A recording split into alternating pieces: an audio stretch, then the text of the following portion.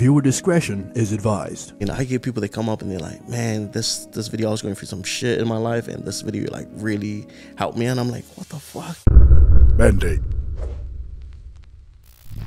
Hey, welcome to Mandate, where we navigate fresh perspectives and nothing's off the table. Tonight's guest hails all the way from Mangere 275 in Tamaki Makaurau. He's renowned for his comedic skits on several social media platforms. You see him on Facebook, TikTok, and Instagram, and also a little bit on YouTube as well. And so because of that, the man's been able to do some work with some amazing companies. For Primo, you got Vodafone, you got companies like Anchor as well, just to name a few. Gosh, really? But the man is not only, I guess, a comedian, but he's also on familiar voice on the airwaves, on radio. He's one of the hosts on, he's a DJ on the Morning Shack at New FM. Get the correct, New FM. But the man is not only just a social media influencer, a comedian, but also a radio DJ. The man is more than that, and so we have the luxury and the pleasure of getting to know the man up and close and personal, and getting to know him even more better tonight. So please put your hands together for the amazing Regan. Let's go! Man, thank you so much for getting me on here today. Oops. I appreciate you guys. I'm a bit nervous, but I'm a bit upset too that you guys got Tim on here before you got your boy on here, bro. Hey, all is forgiven. I'm here now. That's all that matters. Oh man, bro, man, he has so much good things to talk to say about you, bro. I hope he did. He did, man. He did. Off air. Otherwise, I might have been something else. Off air. But yeah, the man has so much love for you, also. But hey, man, thank you once again, Regan. Thank you. Appreciate you coming out tonight. But we thought just to start the ball rolling, because I'm just wondering, bro, because you started from telecommunications, the manager of telecommunications, Northland, and then you end up doing this. And so, brother, tell us, walk us through how the journey of telecommunications to end up being a social media influencer and the amazing work that you're doing right now, bro. Jeez Louise, man. We're still in the right back. I didn't even realize that like this was gonna be in the conversation or anything. Man, so yeah, I started off in telecommunications. For those who don't know, I was like an apprentice. I started my apprenticeship like in 2009, and like throughout my entire career in the industry, like I'm still on the internet, scrolling around, making memes and stuff like that on Facebook, and I'm still like, you know, navigating through the internet as well. So I'm like, I still know what's popping, what's hot and all that, as I'm continuing my journey through telecommunications. And then what is it called? Like, I finished my telecommunications apprenticeship in 2012, and then after that, I get this role. It's like a assistant site manager kind of role ever, and then it's like a bum boy for the actual manager. So I'm out there digging holes for the manager and all that stuff, and that's all good. And then we get made redundant, man. Like, yeah, so the all the guys who were underneath the field managers, man, they all get made redundant. I'm just like, what the hell am I gonna do? And then so straight after the redundancy, I'm like, man, I don't know what I'm gonna do. I'm so lost because I finished the apprenticeship and I got the apprenticeship and I got the certificate and all that stuff, but well, like, there's no other jobs going on right now in my field because it's like it's really, really dry. And so I ended up going back to school. Like, I ended up going back to school. I get to Te Wangana, Aotearoa in Mangere. I do this like IT course for like a year, and bro, we got plans to, like, me and my whole family, I'm gonna pack my whole family up at the end of the year. This is 2016. I'm gonna pack my whole family up and we're gonna go to Australia. And so like my entire time that I'm on like doing my studies and all that stuff, I'm still navigating through the internet. I'm still making memes. People are like, I'm still doing little videos here and there. And so that's still on the side kind of thing. People are like still laughing, man, you know what, you're so funny, you know, you should do something on make a page or something like that. And I'm just like, yeah, all good. And then just not making anything of it. 2016 is supposed to pack up my family, go to Australia, and this job comes up for field manager at my old job. And so there's like probably 2 years after like I got made redundant, and so I'm just sitting there like, man, should I apply? Bro, we've already got our tickets to go to Australia. And we've already got plans. We've already like packed up everything, got one-way tickets to go to Australia. And then I was like, fuck it. I just go put the application through. I didn't even tell my missus.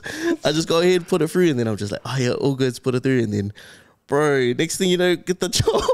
You get the job? Oh, man. I get the job as a field manager, and like, so I'll go back to my old company, but as a senior manager, as the guy who was like one of the field managers now. So I'm up in the role, bro. Like, go to my missus, I'm like, fuck, I got this job, and like it pays really good, and like we're back on top now. Like thanks for holding it down, but now we're back. I'm back in the game now, and she's like, what the fuck am I supposed to do with these Australian tickets? My 2 kids and my wife are supposed to go to Australia.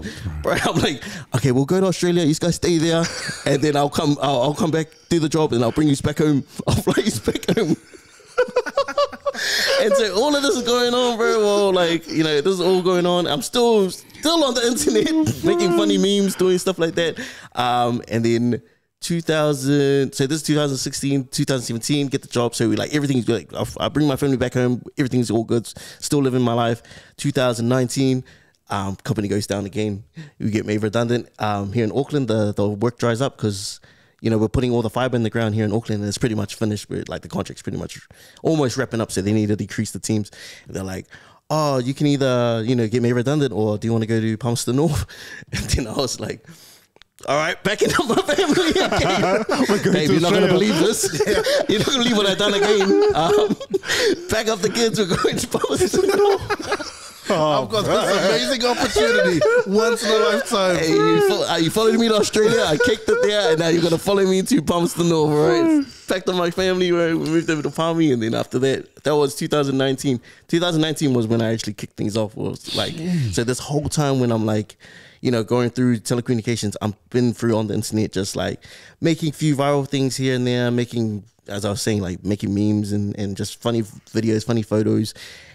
And that's just me navigating through the internet throughout my entire time. So 2019, I make this video, and it's about like just a rap parody of me just mucking around, and it goes viral. And I'm just like, man, bro, this might be the only kind of time. Like I'm about to turn 30 around that time, so I'm like 29, about to turn 30. I'm like, shit, you might as well just give it a jam, because you've had so many people telling you throughout the years to go and do it. You know that you enjoy making it, so why not just give it a go, right? So that's pretty much just how it kicked off. 2019, all the way up to now, I just started making videos, and then just everything was just a snowball effect for me, man. Just constantly just rolling and just opportunities just flying and stuff like that. And throughout the entire time, like I'm down in Palmy, like just doing my thing. People didn't even realize I'm down in Palmy. Bro.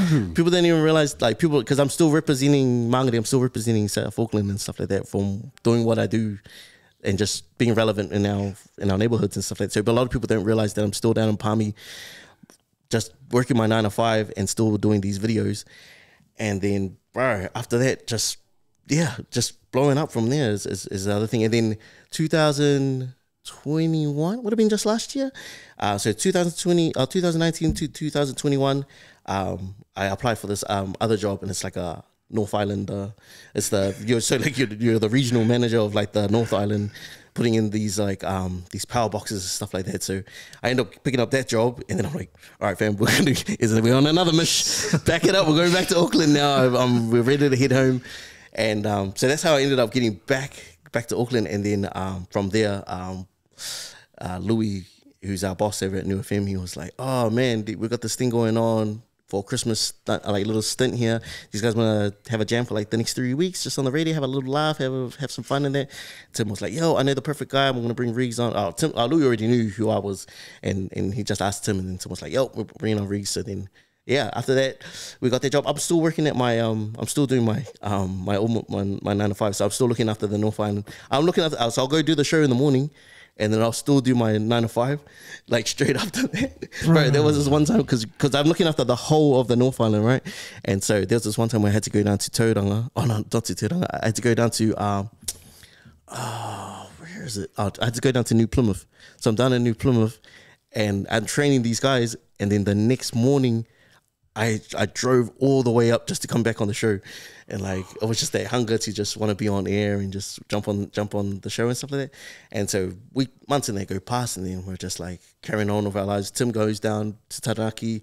I'm still traveling the country up and down doing this 9 to 5 job, and then we just get the call up, and they're like, "Do you want to jump on the radio? We love what you guys did. Everybody misses you guys on air. Just want to have another jam." And we're just like, fuck me, bro, I'll be keen to do this full time. And yeah, well, I had to weigh it up with my missus and stuff like that. There was a lot of things, bro, because man, that regional manager job, because like I had no like intention to do radio, right? Like I didn't have that in my plans or anything like that. My whole thing was just sit on this career of me being in telecommunications. I'm at the peak of like where I want to be, like regional manager, and then from there it's like project manager. So like you're just slowly moving up, and then I'm like, fuck, man, am I gonna chuck this all in? Like this is everything that I work for, right? From apprenticeship right to this regional manager role, and I'm just like, fuck, am I gonna chuck this all in to go do something that's totally different? We just waited up, man, and that job was mean, bro. You get to fly around, accommodation, all that booked, and like, you know, free feeds and all that jazz, just cruising around the country, just check on like technicians and stuff like that. Quite a flexible job as well. Like, you know, I could be in Tauranga one day and I'll just book a flight and just go down to Wally's and just chill there for the night. Try to stay there for the weekend. But yeah, you know, and then it's just one of those things there where you just got to weigh up. And then I was just like, man, I told my missus, like, fuck, you know, I've pretty much sacrificed my entire life to my career and just to providing for my family. I said, man, give me 2 years to let me just do whatever I want, and I'll just, if it's not for me or whatever, then I'll just cruise back and just go back to my normal job. Like, it's no love lost or anything like that. Just like, how much do they pay? How much do they pay you? It's like it's the same amount, all right? It's around that same pocket, and he's just like, yep, all right, do whatever you like. As long as the bills are paid, go ahead and just do whatever you like. So that's pretty much been the journey, bro. Like from how I got to like navigating my way through the internet, working through telecommunications, and then getting onto the radio, bro. It's quite a fuck. Looking at it, thinking about it now, man. That's what a journey is. Jesus, bro.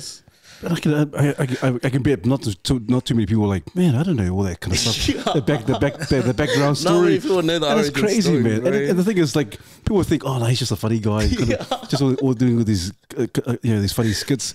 But like, you already had a plan. Your career focused. Yeah, you had all man. this plan behind all the memes, all that kind of the skits you do.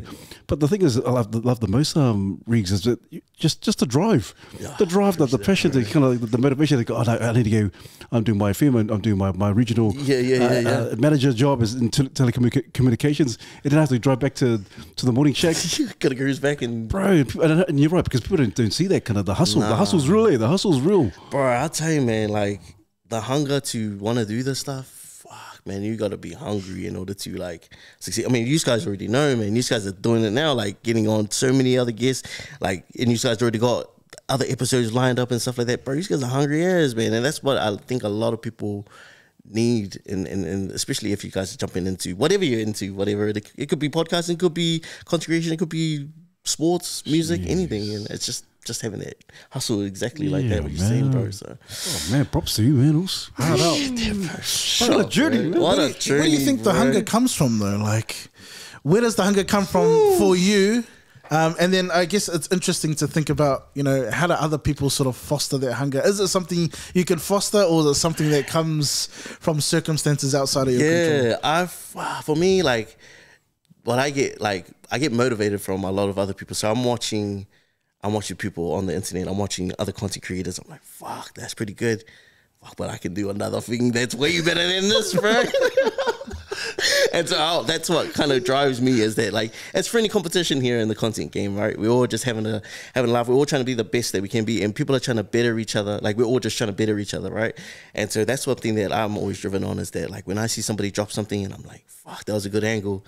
Let me try and have a jam out that, and let's see if I can do something better, or like just do something that's on that same topic, you know? And bro, for me, last year I think was like my hungriest year, man. Like that was when I was just like, I wanted to just make videos all the time, like had so many ideas. I wanted to work off everybody that was in the game, anybody that I could that was up there. I was just like, bro, get me in there, bro. So I feel like I had one of the better, like, I don't know if you, a little bit shooting up my ass here, bro. I feel like I feel like I'm gonna tell you right now, bro. 2021, bro, I had the best year, bro, when it comes down to it, man. Like, frick, I did so many campaigns. I linked up with like the likes of Jimmy Jackson, Uncle Tix, Terrell, just people that were just hot in that space. I dropped the Hasbulla video that year. I dropped the Hasbulla video that went viral everywhere, and then I dropped this other video, the Jacinda video, the Stan Eminem video, and I just I just feel like I had a really, really good year in terms of like growing, and so that's kind of what's led me to this year, which has like been full of opportunities, man. This year's been one of my biggest years in terms of like media stuff. Like that, like last year was just all like social media content creation, but this year's been like massive for me, man. Like Duck Rockers, things like that. Like, you know what I mean? I'm on Fresh TV, Know Your Roots, on the radio, on a billboard, doing music, you know, and it's just like it's been a massive year. So I'm gonna say like I didn't grow at all this year, like in terms of like numbers or following and stuff like that, but in terms of like other opportunities in that, bro, fuck, I had a great year this year, man. Like I'm about to, well, I don't know when this is gonna air, but I'm gonna shoot off to Australia next year, like next week, and we're going for a workshop because I got funding for like a series for TikTok and that. Bro. So, bro, I mean, that's what I mean. Like, I had a great year this year, and I'm hella grateful. But it's all that thing, right? It's leading up. So last year was just working your ass off, and then now you're reaping all the benefits of all that hard work. That's just how I feel. Like, Bro, man. Sorry if I sound like I'm being up my No, bro. You're spitting facts, man. That's the truth. That's the truth. I think some other guys might say this and that, but like, oh man, wait a minute, I haven't seen that. But yeah, it's proof's on the pudding, man. Appreciate We see you do it, man. Yeah. And we were just talking just before you came on, Reeks, with Brad. And so Brad was talking about, hey man, it takes the hard work. It's work. It's work. The work, and you're saying the labor, the work, and the effort behind everything you do, and you're like you're saying you're reaping the benefits now, and because of your hard work and the passion behind it. And then Jay had a good question in terms of where's that fuel, where's that passion, where's that hunger come from? So what would be some of the ingredients for you? Is it so? In terms of your hunger, what is it? Yeah, like the how to, like, because some are like, man, if Reeks is doing this, bro, I want to do this as well. Bro, this guy he's killing it. So what's some of the ingredients for you to help other guys, or just that works for you? I feel like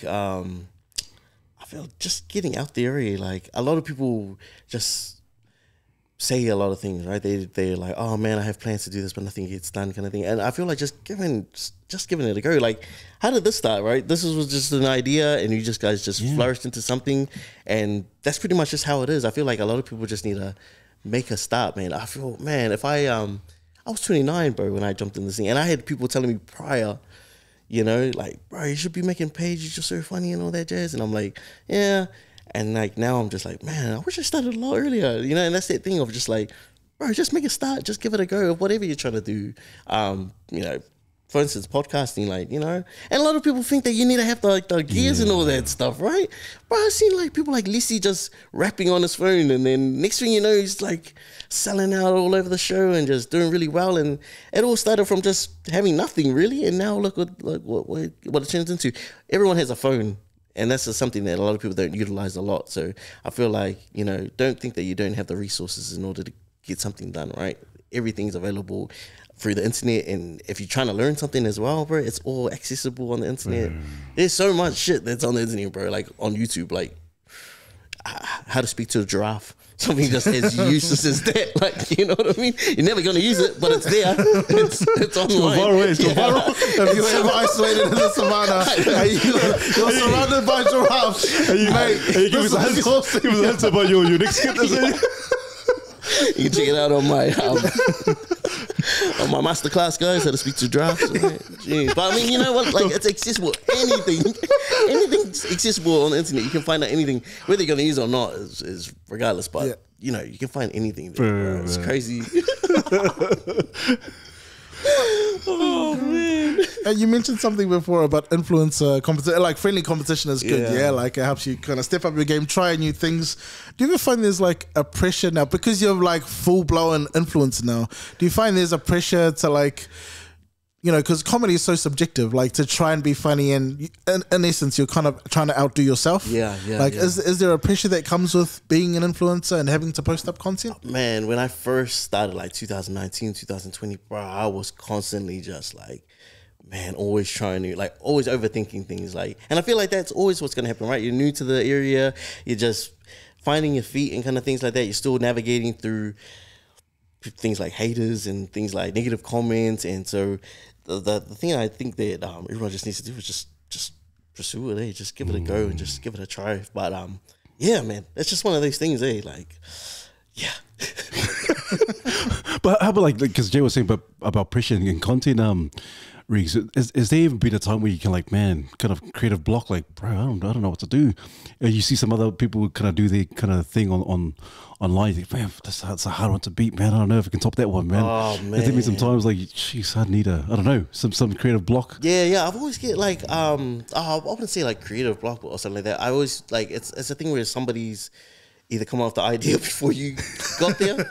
So like, yeah, or like, this, a thing where I feel like you just need to take your time, eh? Like, you know, if you do feel like there's a creative block, I've had times where I'm just like, got nothing going on, bro. I think the last video I posted was like months ago, and it's just the thing where like, if you haven't got it, don't rush it, kind of thing, you know. Like it'll come through. Sometimes you get like a moment where there's heaps of ideas going through, man. Just like, oh man, pump, got so many ideas, and then there's days where you're just like, fuck, what's anything dropping right now? Anything going on? And it's don't rush it. If there's any kind of like blockage in there, like there's honestly days where I haven't posted up anything, and back then, man, I used to want to like always post up, like, man, I gotta be popping, I gotta be doing this and that. But as I've grown and just like found my way and stuff like that, and being a lot more comfortable with who I am and stuff like that, I just been able to be just like, hey, I'm just gonna chill. And you know, the other thing that I always think about, like, just got like, if you watch like Johnny Tuivasa, someone like his stuff is like quality. So like, anytime that it drops, you just know it's gonna be great. It might drop like 2 months later, but you know that every time he drops something, it's gonna be great. And that's something that I took away from in my spaces, was like, you know, I'm gonna take this amount of time off, but know when I drop something, it's gonna be a banger, kind of thing. So like, just having that mindset of just, you know, taking your time if you do have a block, like any sort of like creative block or anything like that, and just, you know, knowing that you're just gonna make something that's when it does come out, it's gonna be hot. So that's just my thoughts about it. Nice, man. Out here, bro. That's mean. That's mean. Just going back, this is something a thought came to mind. I'm going back to hunger. I was curious about, because looking at your career outside of this, like before you were even doing this, you were already quite driven, and you know, you were working your way up in the world, and sort of going through that process. I'm curious about, was there something in your childhood that made you that driven? Because not a lot of us sort of have that kind of discipline and determination to like stay the course and work our way up. So what is it about, I don't know if it's your upbringing or if it was like role modeling from family. But where did that determination come from? I feel like maybe it might have came from just like the elder males in my family. Like I seen like my dad and like my gramps, like they're just dudes that just always been on, you know. And I've always seen them just always driven to, like, I see them as providers, right? So like they're always providing for their family. They're always putting the family before everything else. Like, you know, okay, the bill's got to be paid, people got to be fed. And so like I've seen my gramps do it for his kids, and so my dad's done the same, right? He's constantly provided for us. I haven't, like, man's works so hard, right? My dad's like hard out, like one of the hardest workers that I know. Puts everything, like always puts the family before himself, always working hard. And so that's kind of, I think that's what's always been like put inside me, right? Is like, I got to be the provider for my family. And so like, I can't drop the ball. Like I got to keep pushing through, because I've seen my dad do it. So it's kind of embedded in me to provide for my wife, for my kids, and to be the provider. And so whatever that takes, like whatever it takes to kind of provide for them, whether I got to go to Australia, or whether I'll come back, I got to go to Palmerston North, I got to come back to Auckland, whatever it takes to provide for them, that's what's kind of driven me to do anything, right? It's just, is to know that I got to provide for, there's people that rely on me to provide for them, you know? So it's a powerful thing, man, when you got people that are like relying on you to succeed, or relying on you to drive, like, you know. So I've always said that to my friends. I'm like, man, you know, like, it's on me. Like at the end of the day, like I gotta provide for you guys. So I'm in the driver's seat. So if I drop the ball, like it's all on me pretty much. So it's a bit of pressure, but at the same time, like, yeah, that's where I think I've gotten my drive and my motivation to push, is just watching my dad provide for us and watching his drive, like growing up, and then so like I guess it's been embedded in me. In a way. Jeez, man. Deep there. Ooh, some Niggas. nuggets there, man. Niggas, Rick. Because you talk about the pressure, you talk about kind of not dropping the ball, and obviously, you know, you talk about providing for your family and so forth. And it's so cool because you're talking about your dad and your grandparents or your grandfather, kind of instilling some of that just that gusto and that strength to kind of push through. Because I can imagine all the pressure. Has there ever been a time, Regs, where you feel like, man, there's just too much pressure, and there's been a time like, you know, obviously mental health and all that kind of stuff. Yeah. It's quite popular, especially in this day, even more so in Aotearoa, New Zealand. Has there ever been a time where you're like, man, because you seem like a man who's like, obviously, Jason, you're driven, very driven, but also a risk taker. Because for someone to go, we're not going to Australia, change plans, we're going to Palmy. Yeah. For you to make those decisions, but it seems like it's nothing for you. But has there even been a time where you're like, man, I'm stuck, man, I need some help. I don't know, I'm just going through my own rubbish, or own crap that's in here. Bro, I've been like calculated, like I'm quite like a calculated dude. Like I always try and weigh up cons and pros, and I'm always thinking on the logical end of certain things, where I'm like, okay, does this make sense? Does this not? But yeah, man, I've had like heaps of things like that happen to me, man. Like where I've been like, oh man, stuck in a rut in terms of like pressure and stuff like that. So let's talk about the like me getting made redundant, bro. Like that's twice in a row, man, of my lifetime, man. I'm just like, fuck, do I suck at this job or what? But it's not my, like, you know, it's not your fault. Like, you know, it's just, you know, it's just business at the end of the day, right? But bro, when you get told, man, hey, you didn't make the cut, you're out, and you're just like, fuck, what do I do, bro? You know, like you're pretty much stuck. I remember one time, bro, like I was when I got the news about me getting made redundant the second time, I was all good. Like I was like, oh, yeah, okay, all goods, man, sweet as, bro. I went and got drunk and bro, it all came out, bro. Honestly, man, my missus was like, "Is everything alright?" I was like, "Fuck, how could they do that to me, bro? Fuck, I've been working for them for ages and all that." It was just, honestly, I was just balling out. And you know, the cool thing about it is that my missus, like, she knew that I had something was upset with me. Like I was upset about something, but she knew that she wasn't the right person to talk. Like that I wanted to talk to, bro. We pulled up. She was like, "Okay, I'm gonna go get your mom." Bro, my mom came through because I was just like, you know, like holding it in kind of thing. Bro, my mom came and she's like, "Everything all right?"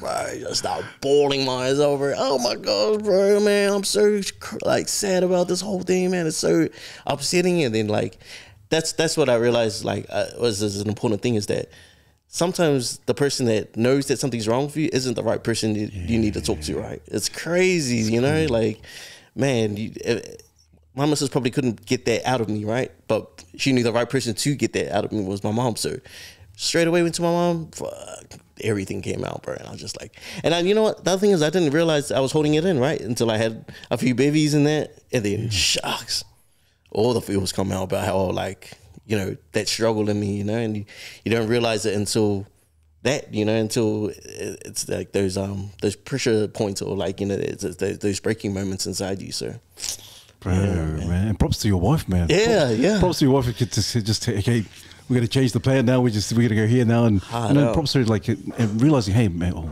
probably the ideal person to talk to. So getting your mom. And, bro, I think that's important, eh? Like, you know, when you're like, you know, we always say like, oh man, got to reach out to people and stuff like that, and that's great. Yeah. But sometimes you're probably not the person that person wants to talk to. You spot on for you finding out that that's the person, like that person's going through something, but maybe you're just not the right person to get that out of them. And so if you know that person that can get that out of them, go and approach that person and tell that person that, hey, so-and-so is not doing too well, man, you might want to hit them up. Right.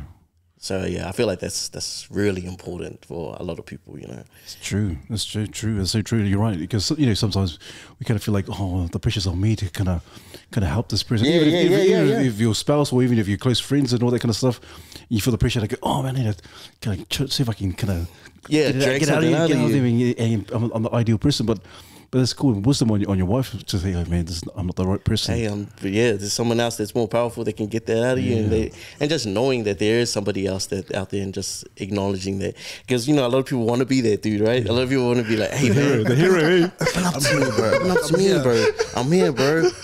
It's like, hey, I didn't even know you. Sorry, but I didn't even like you. I didn't want to say. Last time I told you something, you told everybody else. But it's that true, man. You know, it's knowing that like that there's somebody else that's way better at getting that job done. So you gotta acknowledge that, bro. If that person ain't opening up to you and you've already tried, hey, get someone else to come do the job, bro. There's someone else out there, and do it quickly too. Yeah, you know what I mean? Do it quickly. Hard out, bro.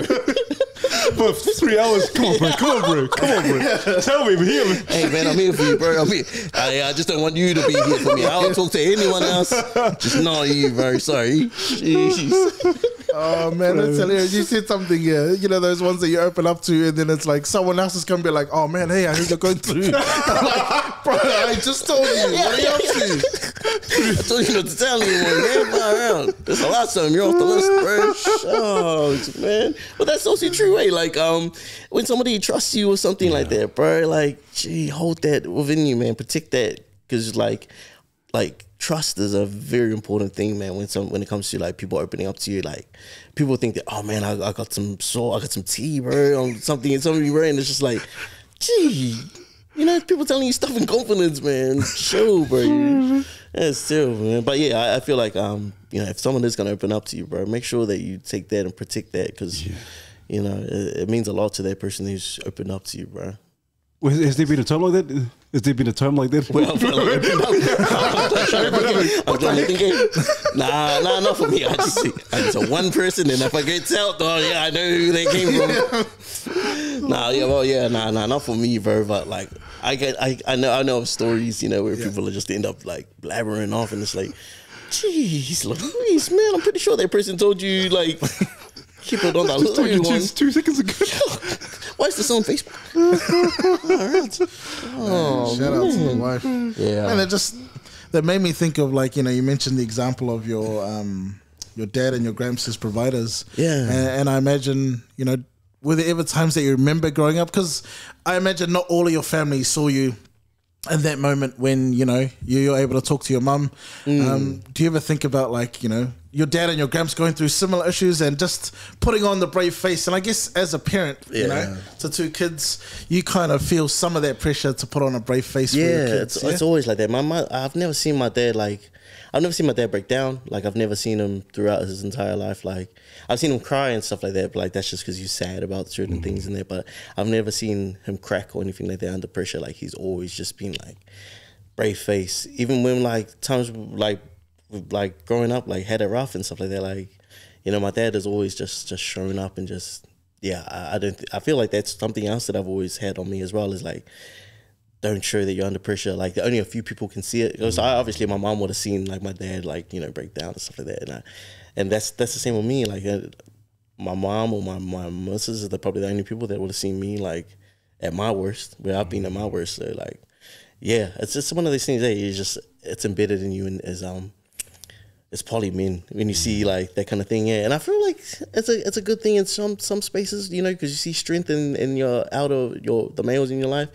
But same time, man, we need to see our poly men like showing some feels in some space, you know. So yeah, that's cool, man. That's cool, because I know obviously vulnerability. People are talking about vulnerability in men and all that kind of stuff, which is cool. But what do you think in terms of like in terms of vulnerability? Is there a fine line of like? Because you see a lot of content, a lot of stuff online, like, oh, you got the Andrew Tates and all that kind of stuff, and masculinity and all that kind of stuff. And then you have to, do you think there's a fine balance? There needs to be a bit of a balance there, or do you think there's nothing wrong with just being wholeheartedly vulnerable? Oh, I feel like you can definitely. I feel like it's we need a. As poly men, I feel like we should express ourselves is the main thing. Like, just saying exactly how we feel. If we're mad or we're angry about something, say it. Like, you know, like, hey, like, you know, if it's your kids, like, hey, I'm upset you didn't do this. You know, you didn't pick up your shit off the floor and stuff like that, you know. And that's something that we kind of just need to express. Is just, if we're sad, then we're sad, say it. Like, you know, because we're not fucking mind readers, right? Nobody's a mind reader. We don't know what's going on with you if you don't say it. Like, why are you fucking walking around, storming around the house for? Why is Dad in a bad mood? Nobody knows why Dad's in a bad mood, because he didn't say. Nobody knows. Or or even just, you know, anybody, like, oh, why is Dad locked up in the room all day today? You know, like, oh, if it's okay, just say, hey, kids, I'm feeling it today, boys. Like, fuck, you know, I'm really upset about something that's going down, blah, blah, blah, blah. Just explanations about how you're feeling and why it is. Because, man, we're leaving our kids, like, confused, right? About, like, and almost traumatized about certain things because we're not saying what's going on with us, you know? Man, Dad's, like, in a shitty mood. He's been smashing up the plates and, you know, like, putting them in a way, all angry and stuff like that. Bro, if you're mad that your kids are not doing the dishes, just say, like, you know? Because everybody's paying for it in the household, right? Like, it's not just you're angry, it's everybody else who's paying for it. So I feel like there is a sense of just being vulnerable in terms of just expressing yourself as a man, because, man, it's a hard thing, bro, for, like, men to say how they feel, right? When I was growing up, man, my dad's a man of, like, few words, eh? Doesn't say much, he's just that's like a note of approval, bro. Mean, bro. That's made your year, you know, because my dad doesn't say too much.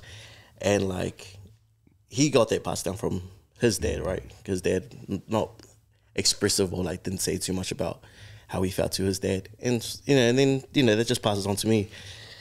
And I remember, like, my mom sat me down one time. She was like, hey, you know, like, you know, your dad loves you. And I said, yeah. And it's like, it's just hard for him to express that. And I said, yeah, hard. That's all good. And she just said to me, make sure that, you know, when you have your boys, that stops. And I said, yeah, that's going to stop. And, bro, that cycle's dropped. Like, I tell my boys I love them all the time. Cool, like, man. Express how I feel, just tell them exactly what's going on with me. And it's just, yeah, it's just one of those things, like, we just got to be vulnerable and just break those cycles, bro. And you know what? Acknowledge that the cycle is there. Like, you know, acknowledge, like, fuck, man, there's some sort of break here in between our family. We need to kind of stop this, yeah. So acknowledging exactly what the cycle is and breaking it, like, that's important as fuck, you know, especially with what's going on in the world, like, especially with us polyamine, like, we need to stop, like, that immediately. And I know that a lot of men are doing that in this day and age. Like, a lot of people can see it, and a lot of people are breaking that cycle, and it's beautiful to see, bro. It's cool, eh? That's so cool, man. Bro, that's me. Holy Rick, where are we going here, bro? That's you foot in this thing, bro. Jeez Louise. Nah, man, you said something cool there, like, you know, acknowledging the cycle in order to break it. And I think you're right. It's so important to acknowledge it because the world was such a different place, you know, when our parents and our grandparents were coming up. Like, that was how you showed strength, and that was how you moved forward in the world. Yeah. And so it just goes to show how much society's changed. And I think you're right, in order to be able to make a change, it's really important to acknowledge it, yeah? Yeah, definitely, And bro. it just avoids any sort of resentment, and, you know, you can sort of find more understanding. So I'm like, man, props to you, and especially for your boys, man. I'm like, you know, that's really cool. Definitely. And like with the internet that's going on, like, more people are saying it. You're seeing it a lot more. Men need to be more vulnerable, talking about how they feel, telling people that they like, telling your brothers that you love them, telling your kids that you love them as well. And I feel like my dad's, like, been watching TikTok and Instagram and all that, bro, because he's been like, after we left to go down to Palmy for the last 2 years, bro, and we went down to lockdown and we didn't see my parents for ages, bro. My dad's, like, changed, like, massively. He tells me that he loves me via Messenger, just like checks up on me and stuff like that. It's been a crazy journey with my dad, like, these days, and it's a beautiful thing to see. Like, I didn't know much about my dad, like, you know, we just small talk here and there. And now, bro, I know heaps, bro. It's been a great journey. I told my sisters, you know, man, Dad's, like, really aware about what's going on these days, right? Like, with what's going on with, like, teenagers, what's going on with us young adults. He's just really clued up about what's going on. And I just feel like, I don't know if it is the internet or whatever, but he's turned a new leaf, man. And it's crazy to see, especially for my dad, man. Like, you know, someone that was just a man of few words. Bro, we're talking for hours, man, like, about work, and, like, I know about things about his job now. Like, it's a crazy thing to see. And it's great to see that we're rekindling and reconnecting now, you know what I mean? Like, yeah, it's a beautiful thing to see. And I feel like more visuals on the internet, or, like, you know, because obviously the internet is a bad place sometimes, but there are some beautiful things, the beautiful messages that people can see, and I don't know whether it is the internet or whatever, but I just feel like my dad's changed over time, and it's been amazing to watch, bro. Bro, that's beautiful, man. That's beautiful, man. Because it's so cool. But like you said, people think it's social media, and sometimes it gets a bad rap. Like, oh man, yeah, and we do. There's some dark spaces in social media and the internet. But also, there's some beautiful stuff on the internet, and so like what you're doing is real positive, real entertaining, real happy, sort of good place. Appreciate that, and if your dad's watching that, and I can guarantee your dad's probably very proud, like bro. And it's quite common, Reese and Jay, is that sometimes our dads are quite poly or moldy, whatever. Yeah. Quite staunch. And you never have that real kind of relationship. Your dad loves you. Yeah, but you don't have there's this deep and meaningful conversation. Yeah. Hey, daddy, that kind of small talk. But for you to say that dad, like nowadays, it's like, man, hey, son, love you. Yeah, man. He's really in tune with how he feels. And, bro, he's like really aware about what's going on with me, man. He's like, man, what's the latest with Duck Rockers? Oh, blah, blah, blah. I'm like, holy Ray, when's the next video coming? When's the next video coming out, boy? Nah. You sure? Sunday, is there a part for me? Hey, was that last video about me? Was that last video about me, bro? Hey? Nah. Take it down. Nah. Why have you blocked me? Nah. I can't comment on your voice anymore. But yeah, I just feel like it's crazy to see that my dad is really in tune about what's going on, man. For somebody who's like not really on the internet much and just like doesn't talk a lot, he's quite in tune about everything that's going on, which is amazing to see. Amazing, bro. Man, that must be awesome for your boys too. Yeah, like because the relationship they'll have with him will be different from the relationship you had with him as a youngster. So, man, that's amazing. I'm curious about what's one of the most surprising things you've learned about your dad. Man, I think just in terms of like what he does for work and that, and like how hard it is. Like, man, I used to be like, oh man, it sounds like pretty easy because he's a printer, and like, man, there's quite a lot to it. Like, he prints like on like the cardboard boxes and stuff like that. And, bro, it's quite an art form, and like you got to get the color code in there all right and stuff like that. And bro, he was telling me, and I was like, holy shit, like, man's really out here, bro. And he's been doing that for years, bro. And I'm just like, sorry. Sorry, I didn't. Sorry. No wonder why you want to talk to me. That's why I had a hard day's work and I haven't done the dishes or mowed the lawn, so I can see why you're mad, bro. I can see. But that's like, something that we've really got. I know, like, I'm learning about like things that are going on at work and stuff like that, and it's just a great thing because I didn't know anything back then, So yeah, it's one of those things that like I can't wait to like develop even more stories and convos while we still, while I still got my time with both my parents, and my grandparents as well, man. So, man, props to you, man. 100% props to you, man.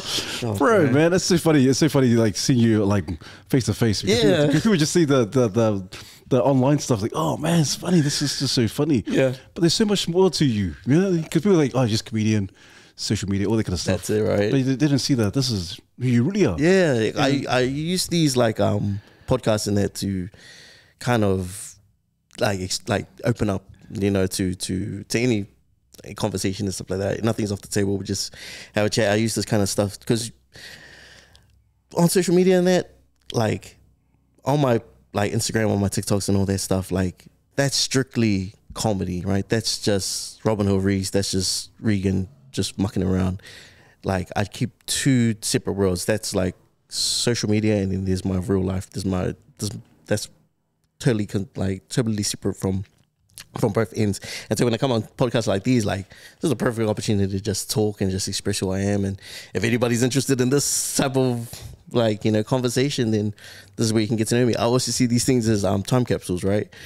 When my boys are gone, when I'm gone, and my boys are still around, they can see things like this and my grandchildren. And yeah, I always try and take these opportunities. So it's great to have these kind of platforms. So I appreciate you guys for having me on, man. Bro. Me. Thank you. No, thank you. Yeah.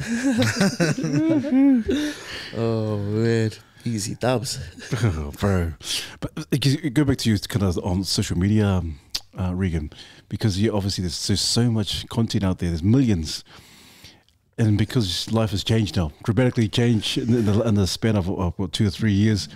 And so you must have a lot of people now come, hey, Regan, Yeah. also, hey, how's it going? Hey, what's all that? And you're getting some guys. Have there been moments in public, you're like, man, people just randomly coming, or old mates from the past, like, coming, like, bro, you didn't want to know me from years ago. I'm sure there's going to be examples of random guys coming, hey, man, also. I would have seen that like just yesterday. So because there's like fake profiles of me going around, and they're like, hey, I know the real Reeks, bro. The real Reeks is one of my bros, and I'm like, hey, who's this? Nah. But that's the thing, though, right? You get like there's two kind of supporters. I feel like you got supporters that are right there in front of you, that's rolling with you in your circle, and then you got supporters from a distance. They're waiting for you to win, and then it's when they're gonna jump on board, and you get that a lot. I feel like I've had like instances where I've seen a lot of people come back into my life when, you know, like, oh my gosh, where was this person prior and all that jazz. Like, I'm not saying like I've blown up or anything like that, but like you need the support, especially when you're driving this waka, and wherever your destination is, like you need to support like full hundies, like if it's gonna be like that kind of thing. So yeah, you get. I've had a lot of people come back and try and be like, "Hey, bro, that's my bro. It's my boy. It's my boy. They won. They won, baby." Yeah, it's a weird one, bro. It's a weird one, especially with these. So how do you deflect them? Like, hey, man, yes, sweet as these. Like, oh yeah, sweet as. Good catching up, Boos. See you. Have a good life. What was the name? Have a good life. Yeah. Have a solid life. See you in the next one. Go back into request. You go back into request box. Nah. Go back to unread. Nah. See nature. See. Nah. But that's the thing. Like, man, I've always given my time like for everybody. I've always tried to make time for anyone and everyone that's supported. I'm appreciative for everybody who's like just been writing from day one to like even now. There's a lot of people just finding me like, yeah, as of now, like people are just jumping on board as well. So man, it's been so crazy to see the support in that, and like I'm hella grateful for like just anyone just watching my shit, like, you know. And back then, I even still now, like I make these videos because it made me feel good. I made the stuff because, like, fuck, man, I enjoy making it. I love acting. I like editing it. Oh, fuck, I did this funny ass thing that I acted really, really good at this part. Watch it over and over 500 times. And, like, that's the joy that it brings me. And then I get people that come up and they're like, man, this video, I was going through some shit in my life, and this video, like, really helped me. And I'm like, what the fuck? You really, am I really making a difference out here? You know, and you're making this shit for yourself, but you realize that there's a bigger purpose other than yourself, right? You're doing this stuff for a lot of other people that are going through it, and you don't realize it until, you know, somebody says, you know, man, this video really got me through some bad times. I'm like, fuck, it's just a video that I just, you know, I was just having fun making in my garage, and now it's brought some sort of light into your life. How the fuck, man? It's so like amazing to see, man. And that's kind of opened my eyes to realize that there's a way bigger purpose than just me out here just making videos.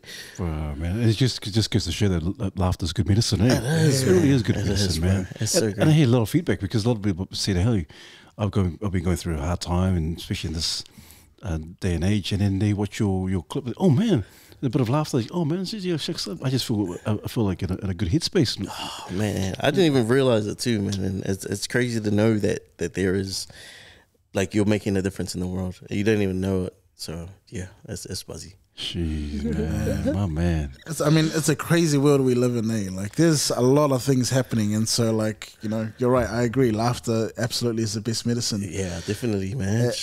I was curious about, like, one of the things that comes with being an influencer and being well known is, like, privacy becomes a big thing then, because obviously you still have your family. You know, you still want to protect them and have some, like, I don't even want to attempt the word because I'm going to mispronounce it. But you want to have some privacy for your family. Yeah. So how's that been in terms of, like, protecting the privacy of your kids and, you know, the missus and the rest of the family, and still being able to enjoy that without worrying about, like... Yeah. It's been, I've been able to have it both ways, right? I've been able to control both sides, which is really good for me. Like, you know, props to everybody who puts their life out there on social media. There's people that do their day-to-day life, and if it works for you, that's fine. But I've seen, like, the damage it causes as well, right? Where relationships are just tangled up and dirty laundry just gets thrown all over the place, and it's just like it's a scary place for people of influence out there, And for me, I've been always able to like I always said that I wanted to separate both worlds. Social media, that's that side, and my family is on this side. I've always kept it separate. Nobody knows a lot of stuff about me, man. Like, not a lot of people know that I'm married. I got 2 boys, like, and I'm just living the separate life. We got a coach who works with us. He's our producer. I invited him over to my house, and he got gobsmacked because he's just like, what the fuck? You got like family photos hanging up, your wedding photos over there. You got all these like this wholesome life that you live in. And on this other side of the world, you're like talking about having a laugh about like having cocaine and just having benders and all that stuff. On the other side, you wouldn't even have known like there's a whole different wall up. And I feel like for me, like my family is everything, right? Like that's to me is everything. And like I see them as a pearl, and I'm like gotta do whatever it takes to protect that, because like that's everything to me. Is like my wife and my kids and my parents, and I just don't want anything like that to disrupt what's going on over here. The other side of it is that like for me on the social media side is that's comedy. That's like, why did you come to follow me for? You're only here to see the laughs, right? You're only here to have a laugh, have a chuckle. That's it. Like, that's all that you're here for. You're not here to see my religious views. You're not here to see my political views, my family and stuff like that. You're only here to have a laugh. So that's all that you're getting. That's what you're going to get from the side. If it's funny, if it's one of my boys and they do something funny, yeah, I'll chuck it up.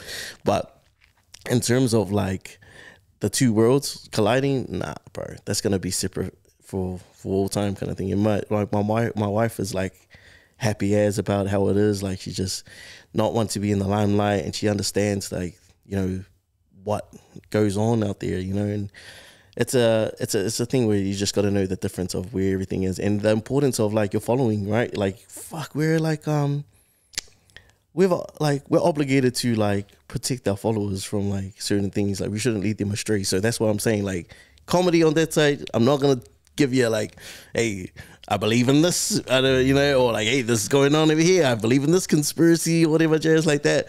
That's strictly on that side, and my fam's and everything that I believe in, everything that I am is on the other side. So. That's cool. And don't try to add me on Facebook. That's my personal Facebook page, all right? Golly, all right, leave me alone. Add those fan pages. Man, honestly, there's so many people sitting in friend requests, man. Jeez. Leave that over there, bro. Golly. That's so cool. That's so good, Regan, because like you said, you don't want those 2 worlds to collide. Oh, man. And it is. I can imagine that sometimes people but the lines become blurred because and you kind of bring it into your personal life. Yeah. And you're right. I think you're very wise in what you're doing, because some people think, if you take a political standpoint, or you talk about this, or some sort of, like you're saying, conspiracy theory, and people, oh man, so he believes in this. But the cool thing about comedy is because it's open to interpretation. That's right. Whatever you think is he saying this or that? Is it a joke? Is it? Oh, yeah. And it's so cool. You get people to kind of, and it's kind of like you get people to think for themselves, or decide for themselves. And it's really cleverly what you guys do. But I need to talk about the skip during COVID. Oh. And bro, which one is that one? Oh no, the one is, hey, how's your test? The test. Oh no. Bro, because I was watching it, what the heck? And he comes up and says, how did you do it? Yeah, tested up my butt. Honestly, I got a fucking wild imagination, bro. Like, so, bro, I showed my wife and said, what the heck? What the heck? Who was this guy? Block this dude, man. Get him off, bro. Fuck. Bro, I wasn't expecting it. What is it? Oh, bro.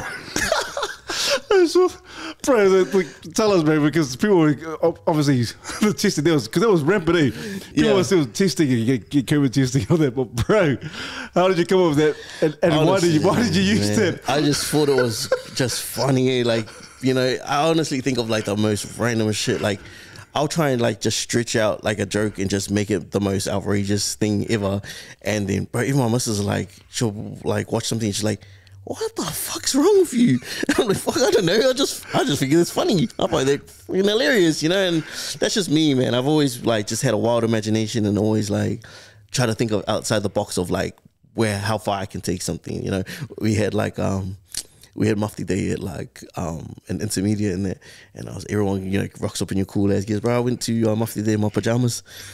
I rocked up in my pajamas just to stand out, and just like be different, and people were like, oh man, that guy came to school in pajamas on Mufti Day, and like that's the kind of thing that I've always tried to incorporate with my comedy or just in my skits and stuff like that, is that just trying to take it to a level that you didn't think it was going to go that way, or just putting a whole new twist on it. And I feel like a lot of people can appreciate that, like, because it's coming from a different angle. So yeah, that's always been me, bro. I'm just fucking weird like that.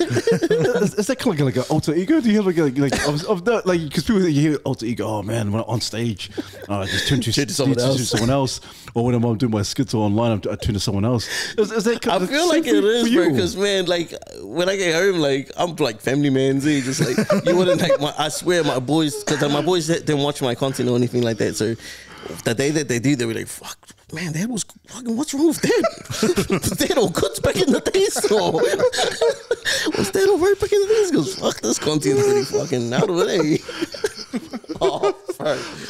But yeah, man, it's just, it's one of those things. I feel like I wouldn't say alter egos, but you put on different hats, right? Because you got your comedy hat on, you're out there like socializing, whatever. And then you put your family hat on, you're just back in the fams and that. Same with my work hat. Like when I was a regional manager, like a lot of people had already seen, like a lot of the technicians that I used to manage, they would have seen all my skits and stuff like that. So like, I'm like trying to give them a growling, but they're fucking like all they can see is just the norms, and they're just like, I'm like, fuck, you should be doing this properly, blah blah blah. And they're like, sorry, boss.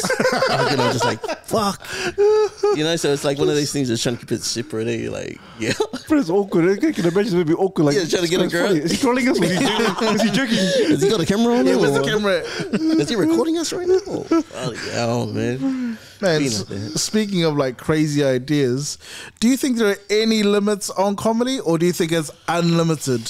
Oh, everything's on the table. Yeah. I think there's a lot of things that shouldn't be touched on, like, but at the same time, man, like it's whatever's funny to somebody else, right? And a lot of people use comedy as a coping mechanism for certain things. It might be a risky ass joke, but it's just collective to whatever somebody else thinks is funny, right? And there are, for me, I'm just like, oh man, that's a bit too far on certain things, and just, hey, okay, maybe step back on that. Like, oh, maybe that's a bit distasteful about, but man, I've seen some people go wild on there, man. Like, out there in the comedy game. So, hey, it is what it is, man. I'm a just play it safe, because these days, bro, cancel culture is real huge, man. Like, you could piss someone off and they just come after you, and yeah, I feel like, maybe just playing it safe is probably not playing it safe, but like, just being true to who you are, but at the same time, be careful out there, man, because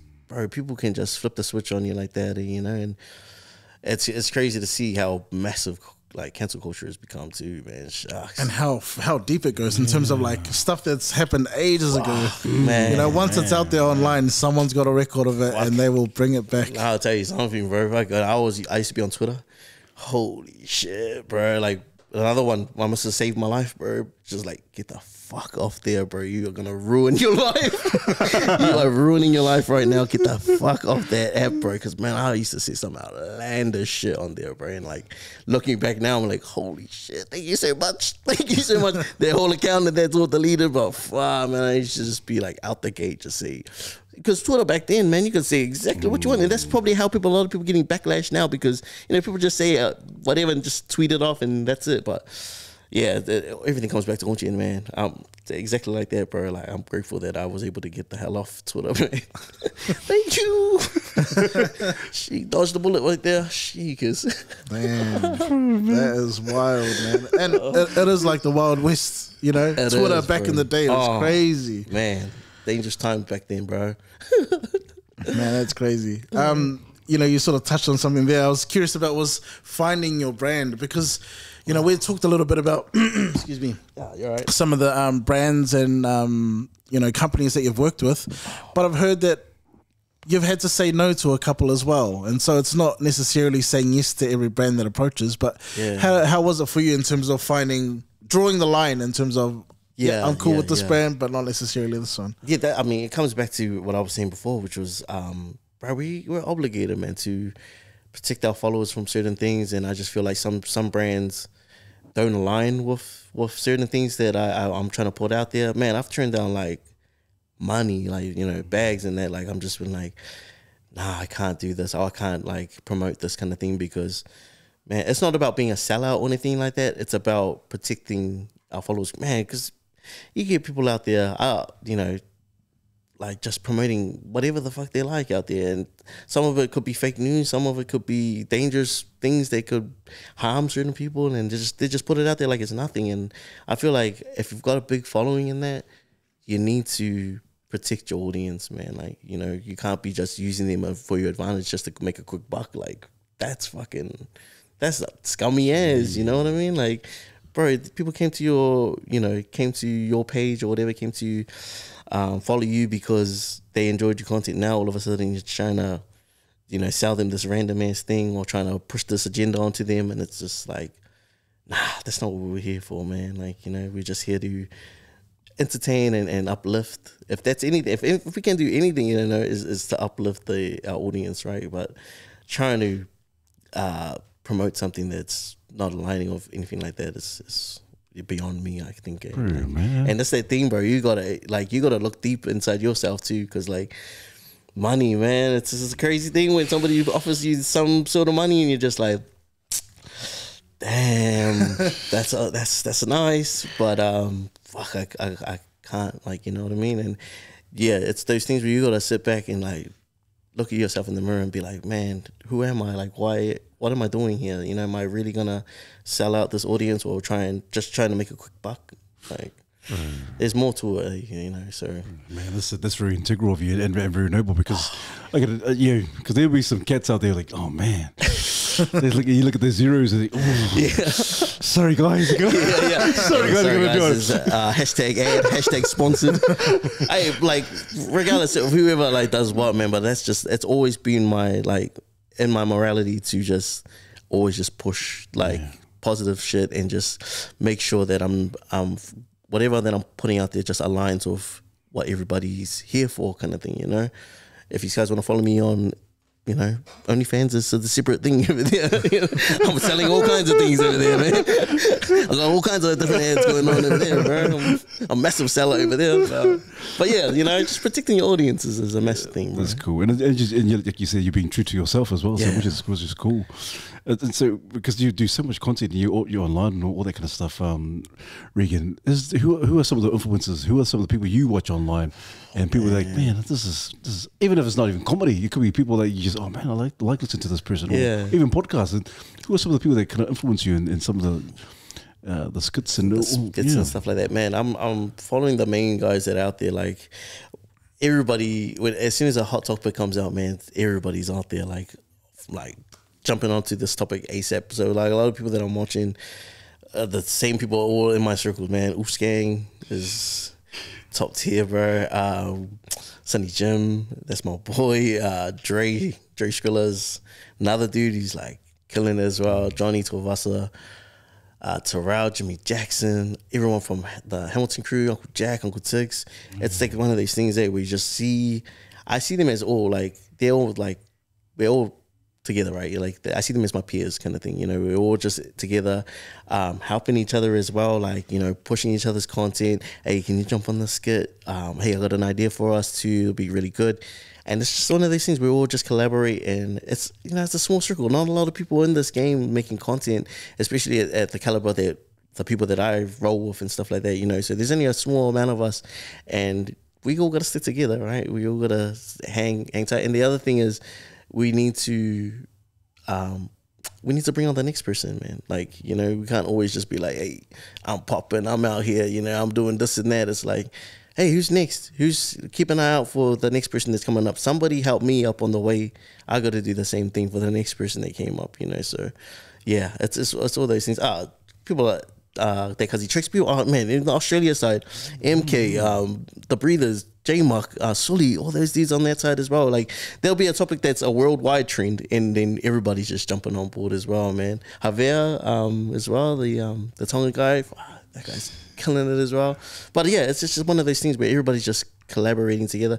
And yeah, there's always gonna be somebody new coming up. Hori Huma's another dude that I'm been working with lately. Just started, and man, he's another dude that's killing it. And it's just like, you know, I remember when I was just starting, right, and people like J Mark saw me and Trek saw me, and they're like, hey, this guy's funny, man. This guy's coming up, and they shared all my stuff, and we got to do the same for the next person, you know. So can't always just be me kind of thing. Oh, I'm the best or whatever. Like, there's got to be room for the next person. So keep an eye out. Yeah, that's cool, bro. Yeah, definitely, bro. That's cool how you guys do that together, man. That's awesome. Hard out. And just speak this, I don't know whether it's something that's cultural or spiritual, but there's just something about the values, like just that you've talked about there, with in terms of that ecosystem and having the, you know, the boys all creating content but supporting each other. Yeah. I'm curious about where those morals come from in terms of, I feel like there's a spiritual element there just because of some of the decisions you've made and the journey that you've been on.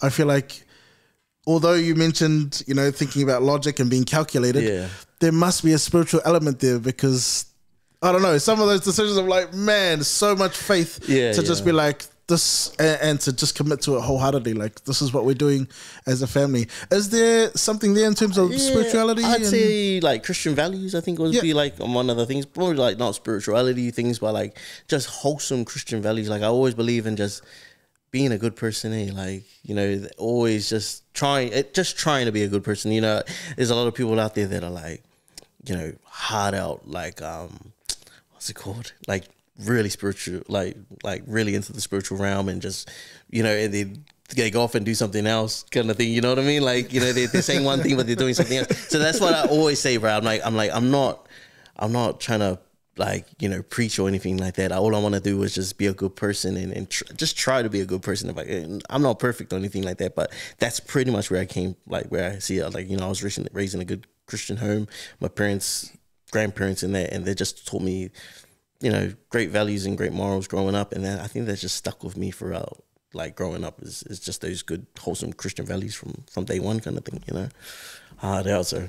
Oh, man, that's cool, man. That's cool. But how about culture, like in terms of cultural identity and all that kind of stuff? Regan, how's that play in terms of you being you, and obviously it's a big part of your comedy and your skits. Man, all right. So I think being poly is a massive thing. Like it plays a lot of influence inside of my like comedy, and that I think a massive part is like being from South Auckland is like a massive thing as well. Because, man, I always say this to everybody. I say, man, I'm half Niuean, I'm half Tokelauan, and I'm also South Auckland. I see South Auckland as like a culture as well. Because, like, man, there's shit that we do that it's, you know, like we all get it. You know, that's a culture thing. You know, like, hey, blah blah blah blah blah. You know, oh, there's chucks on the power line. Oh, you know, like we all know what these kind of things mean, and that's a culture thing, right? And the way that we act and the way that we talk and the way that you know if somebody's from South Auckland because it's a culture thing, and I feel like that's a massive thing that's been a part of my inspiration is just knowing where I came from, and you know, because I wasn't raised in the Highlands and that, you know, I was raised here in South Auckland, and I just see that this is a culture in itself as well. So yeah, I think that's a thing that plays massive as part of my my comedy and like inspiration, and that anything South Auckland, I'm just like, hey, man, so you're ripping that 275 t-shirt, man. Proudly. Oh, Fritz too. You gonna send a package out these ways, bro. Oh man, Too good, man. Man, with so much going on, I mean, you described how busy the last few years have been.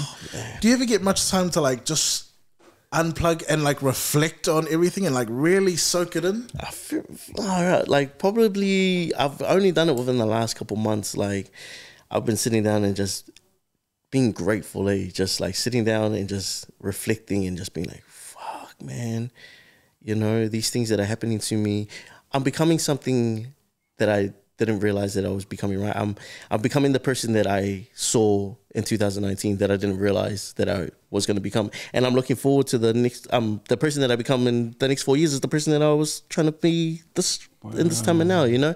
And it's that thing where I just sit down, like, I'm so grateful, man. I like sit in the car sometimes and I'm driving back from work. I'm just like, fuck, how did I like land this kind of thing, you know? And you just reflect and you're like, man, this started off with like one funny ass video, and then, bro, you're working with these brands and you're on TV and stuff like that.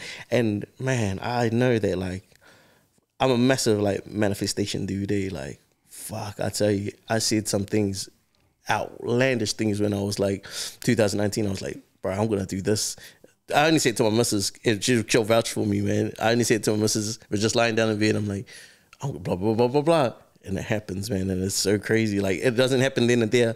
There's been some cases where I'll say something and it happens the next week. But like, in terms of like, just setting up for the long game, man, it's just like, yeah, it's one of those things. I've definitely just taken a lot of time within the last couple of months to just reflect because, man, you know, things like that doesn't happen to a lot of people. And like, you got to sit down and be like, fuck, man, grateful as to be in this position of whatever I'm doing.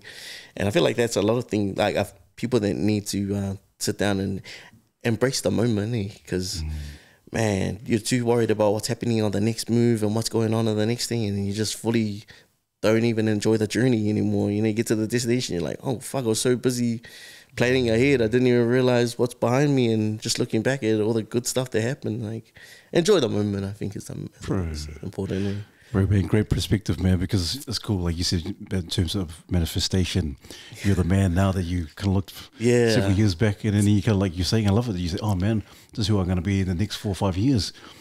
And just all the things that you do, it's come to fruition. Yeah, and I think it's quite important for any men or men in general. Just think, just kind of speak things into existence. Hey, that's it, man. And to back yourself. I think that's what's so cool, Regan, is because you really back yourself. You really believe in some of the decisions you've made, the risks that you have to take. Because it could have just fallen flat. Like, oh, bro, and your wife will go, what the heck are you doing? But you took the risk and look, bro, it's paid dividends, man. It's like, man, yeah, it's crazy to see, man. Like, that's another thing where backing yourself 100, like, in whatever you're trying to do. It doesn't have to be in like the content space. It could be in sport. It could be in like, even just if you're trying to do makeup tutorials or anything like that, just backing yourself and just knowing that, like, man, I'm that dude. This is my time. I got the juice, and it's my time to go, kind of thing. You know, backing yourself and investing in yourself as well, man. Like, you know, if you're in the, I'm just gonna use content creation for example.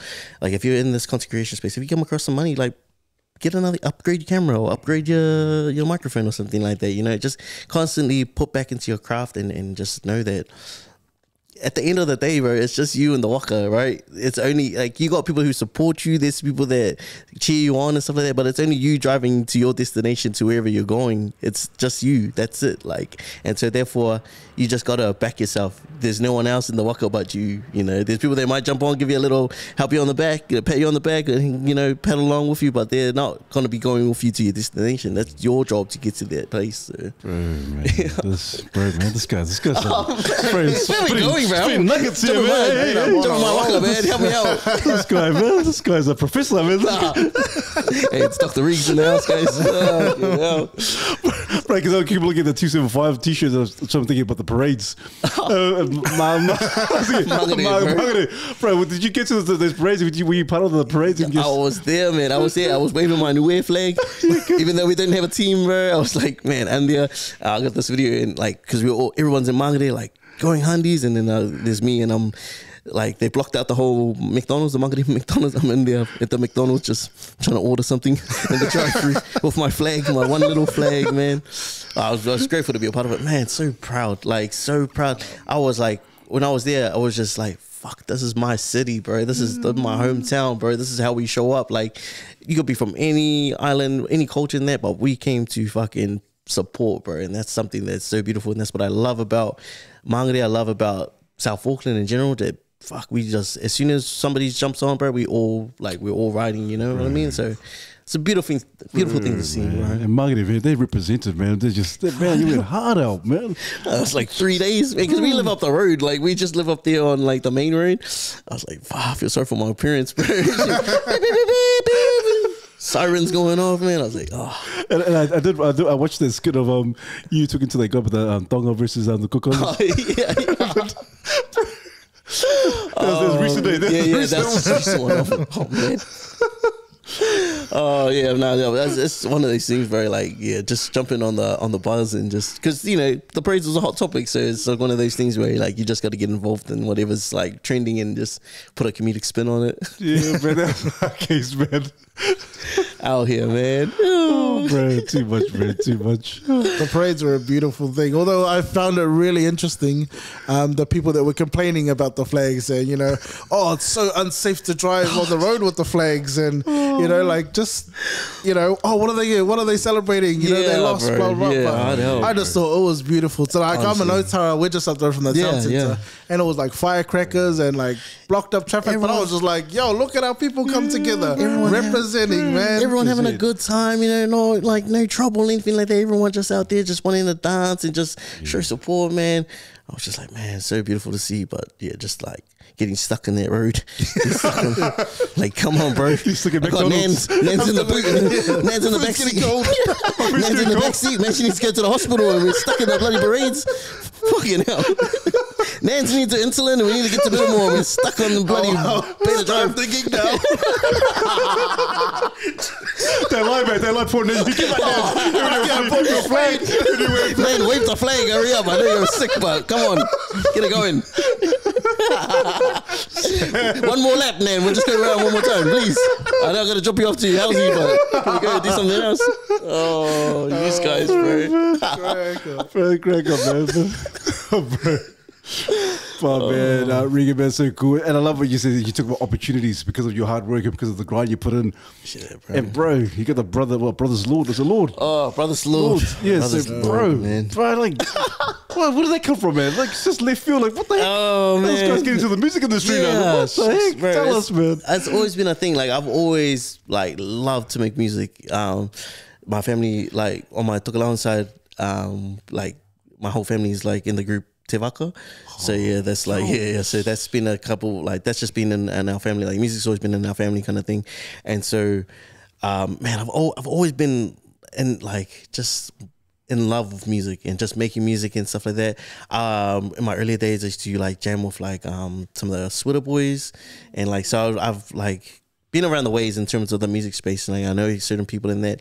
So I used to make music too, like growing up, and that I wasn't really that good, but it was just something like a little passion of mine, you know. And so I met a lot of people around the ways, and I was, man, I think my cousin was talking to me the other day, and he was like saying, like all the things that you were doing when you were younger, like it's all been just sharpening tools for what's to come.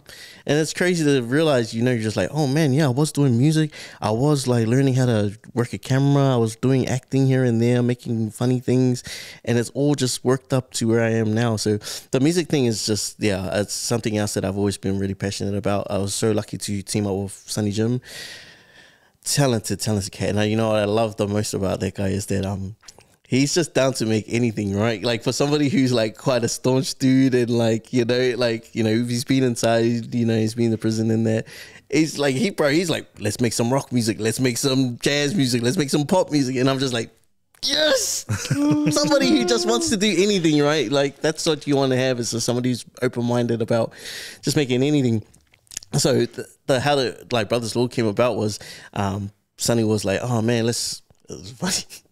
He's like, let's get an Airbnb. Let's get an Airbnb, me and you. Let's make some videos.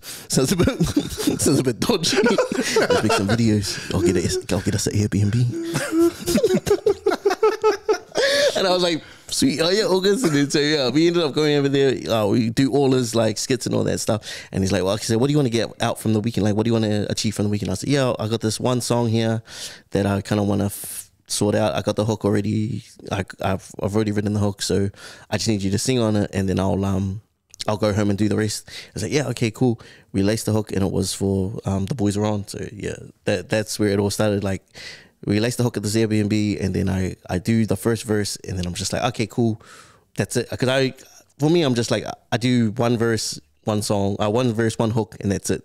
Because I'm just throwing these songs away. I'm not planning on blowing up or anything like that. And so that's what kind of happened, was like I just did this little ass song, and then I sent it back to Sons, and he's like, oh bro, this is mean, should we make it longer? And I was like, oh yeah, okay, cool. And then after that we extended the song a little bit longer, and then after that he's like, oh, should we shoot the video for it? I was like, yeah, okay, cool. Shot the video for it, and he's like, let's put it on Spotify. Okay, let's put it on the radio. Okay, let's make a group. Okay, and so yeah, everything just starts falling into place, and something that you didn't realize. You're just going there to just make comedy and stuff like that, and then next thing you know, this whole new lane or new era is kind of born from that. And so that's how Brothers Law came about. We dropped The Boys Are On, and then it's sitting at like a 1.3 mil streams, man. And it's something like, that's crazy. Like, you're just out here making like, you don't like, you're just making stuff that you think is just, you're just enjoying for yourself, right? You're making this music because it's cool, it's funny for you guys. Next thing you know, you put it out there and everyone's just like, fuck, this is a banger. And so after that, we dropped the Boys Are On, and then I submit another song for funding from New Zealand On Air.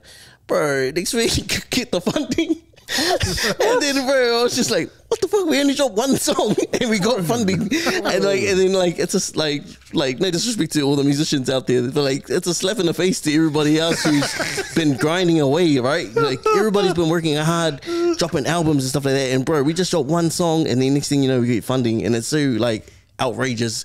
We couldn't even believe it. And then we dropped We Ain't Got a Rush as of like, just last weekend gone, and then so that's been the journey from there. And I think that we got a whole bunch of other goals that we've set in place, and I feel like that's a kind of like the lane that I want to head off to next year, is just tackling more of that stuff. Like, I'll still do a skit here and there, but my main focus is trying to build, like, just going off and doing other things. So I said this with Dre, I said this with Sonny as well. Like, we weren't meant to, like, this was never the end goal, was to make skits, right?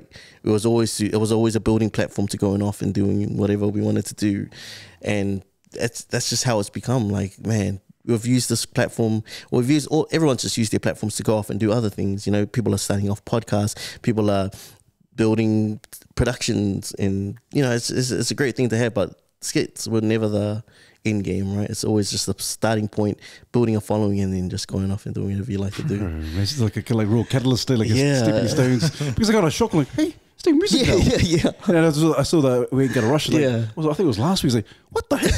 This guy's just. And then you got Sunny Jim, like, what the? Sunny Jim just people. There's a lot of love, man. People are like, man, who are these guys, man? Yeah, and it's funny because like a lot of people see us in the comedy realm, so it's strange for people to see. Like, people are like, oh man, like, we're so used to seeing you guys being funny and all that jazz.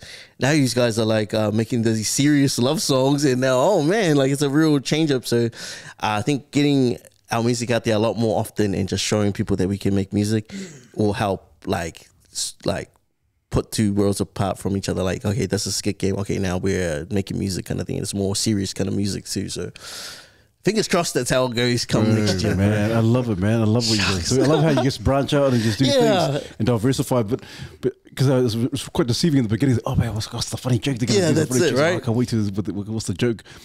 And then they start singing, and then you got Sam V there. And I think, oh, Sam's going to sing something. He's like, oh, what the heck? Nah, he didn't sing anything at all. Like, well, you end up pulling the cameo card for all of the people that we knew that we could get through, and we're just like, Sam, could you come through? And Sonny had the plug to William Wairua, which was mean ass to get. Like, bro, I caught up with Willie like 2 weekends ago, and I was just like, bro, you don't know how grateful we are, because Willie doesn't do this for everyone kind of thing. I said, bro, this is a big deal for like a lot of us. Not many people can get that dude on anything really, And so it was a massive ass deal for us. Shout out to Sunny Jim, bro. He was the one who plugged that through. So yeah, we'll see how that goes come next year, bro. Fingers crossed. On some festivals or something like that. But that's the goal anyways, to trying to branch out and do some more music stuff. Bro, too much, man. Too much. That must be so exciting to have. Like, you must be at a point now where you just love the challenge of branching out and trying something new. Yeah. And I'm excited for you, bro. It's awesome. Appreciate the clip was hilarious, and just hearing a lot about the ecosystem that you guys have built, the support system.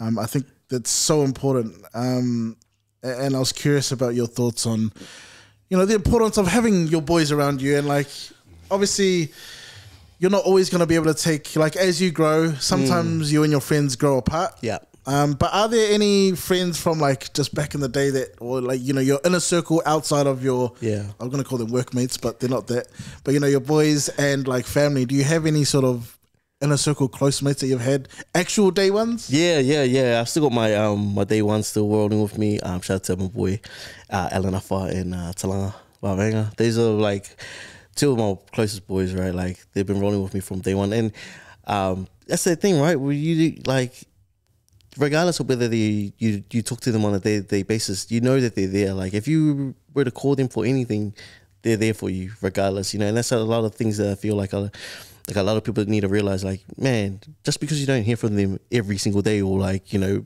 maybe you hear from them maybe once every 2 weeks or something like that, it's just a quick check-in or whatever, doesn't mean that they're not like still rolling with you. Because I know for a fact that if I was to call these boys up at any point in time, bro, like they're just at the drop of the dime, they'll be there for me, you know. And as you get older, you guys will know, man, your circle gets a lot smaller, and it's just how it goes, kind of thing, right? And yeah, it's just those are the kind of people that like I know that are still around with me, and those are the ones that I know have been with me from like right from the start, man. Like well before, like this is going back to school, like back in this, like going back to school days, like yeah. I still got like a couple of my other boys, but off the top, man, these are two of the closest dudes that I got, and those are the boys that were in my line, as well as my younger brother Noah. He's like another dude that was like he's been around for a long time. So he's like, yeah, that dude, man. He's my younger brother. Far out, man. He's he was supposed to roll with me when we first started making Just the Norms in there. Just the Norms was supposed to be like a collaborative, like a group thing, and then my brother was like, how am I just kicked back? I was like, damn it, okay. But that's one of my buddies, like, yeah, and like he's another dude, like at the drop of the dime, man. You know that these guys are gonna be there for you, and that's something that everyone needs to acknowledge as well, man. Is who have you got around you, right? Because yeah, there's you get some snakes in their grasses at some points, right? For sure. But can you sniff them out, Regan? Because you're right. Because you bring up a good point. Because you know you're in this space now, and people on the internet, and you have some guys like, oh, and then you might get some people, oh, I want to collaborate with you, and you kind of figure out later on, this guy's a dick, you know? Yeah, it's I think for experience, like as you get to know, like start reading the room, start reading on people, you start to pick it up. But in terms of just like, sometimes you just gotta learn. Sometimes you just gotta learn and know that, oh man, this guy was a bit of an eat-ass. I've taken so many L's from people that I've like met along the way, you know. And it's just one of those things where, like, I'm just like, cool. At least I know what to do in the space, or like, oh yeah, this person done me wrong. Okay, I learned from something. I learned from the experience. I'm gonna do better on the next round, and it's just one of those things that, you know, and you that's it. Like you learn about who's like giving off that negative energy, and how to kind of spot these kind of like snakes in the grass, and who's going to be sticking around for the long run. So yeah, it's just with an experience and just learning. Because man, I tell you, bro, I've taken so many L's, bro. Right. And that's just, bro, you got to be proud of it, man. You're just going to be like, hey, you live and you learn, man. Yeah. Like, man, I lost that on this money, or this person didn't pay me, or like, you know, oh well, hey, my missus hates it. She's just like, I fucking told you, but hey, I already heard it. Okay, it happened to me, by the way. It just happened to me, so I don't need to hear it some more. All right, sorry. So, but yeah, it's one of these things, right? It's just another thing is like, fuck, your missus can spot these things from a mile away. Yeah, bro, people like, funny how that works though. Yeah, they already can tell. They already told you a long time ago, but you just go and have a look anyways, and you know you get burned, and you're just like, ah, damn. Oh well, should have listened from the first time, but your missus already, I've already told you, right? You should have listened. I'm like, fuck. I can tell by his eyes. I can smell it on him. I can smell that boy. I was like, man, you didn't miss out on that money, man. I was me, right? I'm the one who's embarrassed, and you're just making it worse. Man, speaking of that, I mean, I don't think you would have any, just based on how everything's worked out, and you're able to kind of see how everything's kind of interconnected. But I'm curious about if you have any regrets at all. Oh man, regrets. I would have just said, like, I wish I would have started a lot sooner. I had people telling me this from years ago, like, you know what I mean? And I watched people that were coming up, and I was like, man, I didn't see myself in that position, but I was just watching, getting entertained from like the likes of Cougar Boys and watching Jimmy Jackson and Johnny Tuivasa, and I'm just like, oh man. Now realizing, holy shit, I'm sitting like in the same room as these people. I'm in the same conversations when people mention like your top 5 content creators. I'm in that conversation, you know. I might not be number 1, but I'm in the conversation of like, you know, those top 5, you know, and I would never even expected that, like at the start, like if anybody had told me that prior. So yeah, just I really wish I had started a lot more sooner, you know, and made a name for myself. I don't know how that would have turned out, but I'm grateful for everything that has happened. The other thing was I always crack up as like, I'm also grateful that I found my following at an older age, because fuck, if I was younger and I had 60,000 followers or 180,000 followers on TikTok, I would have been doing some outlandish shit, bro. I was like, honestly, man, like the person that I was back in the days, bro, like, you know what I mean? Like, there's good Christian values in it. Just out the window, bro. Put that Out on the side. I'll come back. Hey, I'm selling you everything, guys. Ad sponsored, everything. So yeah, I'm hella grateful that at the same time, you know, it's come to me at a mature age where I can kind of like navigate and I know what's right, know what's wrong, kind of thing. Because it would have been a dangerous time had I built a following at a younger age. So bit of both ways, kind of thing. Yeah. But it's good because hindsight's a beautiful thing, you know. Yeah. I think it's just the right timing because that's it, right? The timing is right, and so, bro, like you're saying, it's just a bit of wisdom and a bit of knowledge now, and then look what you're doing, bro. Look, it's crazy. In the span of what, two years? Yeah, it would be 2 to 3 years, man. That's crazy. Yeah, my life's kind of like fully changed, man. But yeah, it's one of those things where you're like, man, I wish I started earlier. So when I look at that, when I'm like, Dre, how old are you? Like, oh, 24, 25. Oh, man, you still got another 8 years on me, bro. You got like 8 years to go, man. You can do so much in that space. Like, you know, I can't wait to see what you can achieve in the next 8 years, bro. Like, you know, there's so many young cats that are like in the 25 range, man. And I'm just like, wow, man, these guys are so lucky to like, bro, man. Like you said, they're young cats, but you got the lived experience, man. You got the experience, man. I'm glad I got something on these guys. Yes. I think there's something about that because of the era that we grew up in. Like, there's just stuff that you'll be able to pick out and play on that, like, you know, people like us, like similar age, that we can crack up and laugh at. So I think it's part of what makes you unique as well. I appreciate that, bro. Yeah, and just over that time, like that thing that my cousin was saying was like, you know, over that time frame, you weren't mucking around. Like, you were building up the skills to get to where you're at. Like, you know, you can produce music, you can film, you can edit, and all that stuff. So it was like training in that space. It wasn't wasted time, right? Like, you weren't just mucking around for the last whatever that time frame was before you actually started getting on. Like, you were just sharpening the tools to get to this point where you are now. So yeah, it's a blessing in disguise kind of thing, right? Yeah, man. Appreciate That's that, so true, bro. so true, man.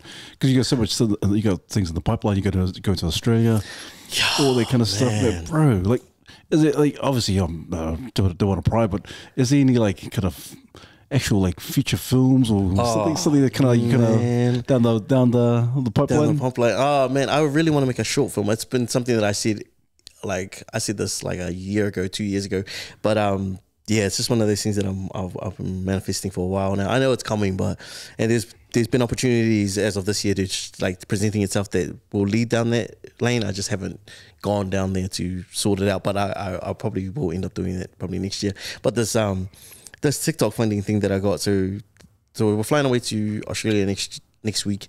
Man, I applied for this funding last year with this idea, and then the same idea that I got with this one. So I pushed the idea last year, and I was like, man, manifested. I got this, bro. Like, I got a mean ass idea. I got this budget. I look at all these people that I got on my team and all that stuff. I'm gonna cast this guy. Oh, blah blah blah blah. Bro, didn't get it, and I was gutted, bro. I was in the room like for like 2 days, like, fuck, I suck, bro. Fuck, this was a dry ass idea. Fuck, nobody's gonna fucking fund you, bro. You a piece of shit, whatever. Like, bro, those are the things that I was like, fucking beating myself up about. Well, and then after that, But yeah, it was that thing, man, because I was so obsessed, because you had to wait like a certain, like once you submit the thing, then you got to wait a certain period before you get the result. And so I was like manifesting that whole time. I was like, fuck, I can't, but this is how I'm talking to myself. Fuck, I can't believe I'm going to get it. Fuck, I can't believe that I'm going to be directing this thing, man. I can't believe that I'm going to get this funding. Like, I'm not talking about like, fuck, I hope I get it. It's like, oh my gosh, I'm going to be directing this fucking thing. Like, you know, so I'm talking myself up like that. I was so obsessed with the idea that that funding was coming to me. And so when I got it, I was just so upset. And I was like, damn, so flip around to this year, right? Come around to this year. And so one of the guys that got the funding, he hits me up and he's like, oh, we got this little role for you. Would you be keen to, like jump on the series? And I'm like, better me. I'm like, yeah, fuck, but I had a better idea than these guys, bro.